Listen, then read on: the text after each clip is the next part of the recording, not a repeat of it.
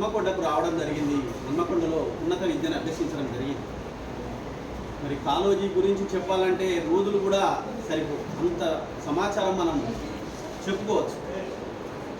కాళోజీ నిరంతరం ఉద్యమజీవి. ఆయన కాలంలో జరిగిన అన్యాయాల మీద తిరుగుబాటు చేశాడు. స్వాతంత్రోద్యమంలో పాల్గొన్నాడు. నిజాంకు వ్యతిరేకంగా పోరాడి మరి రజాకర్లను గడగడలాడించాడు. అటు నిజాంను కూడా గడగడలాడించినటువంటి వ్యక్తి కాళోజీ నారాయణరావు గారు. కాడిత పీడిత ప్రజల పక్షాన నిలిచి తాను ప్రజల పక్షం వాడినని సగర్వంగా చెప్పుకుని తన వేషభాషల్లో కావచ్చు, వేషంలో కావచ్చు, మాటలలో కావచ్చు, ప్రవర్తనలో కావచ్చు మరి తెలంగాణ యాసను ఉట్టిపడే విధంగా అతడు నినదించినటువంటి వ్యక్తి కాళోజీ నారాయణరావు.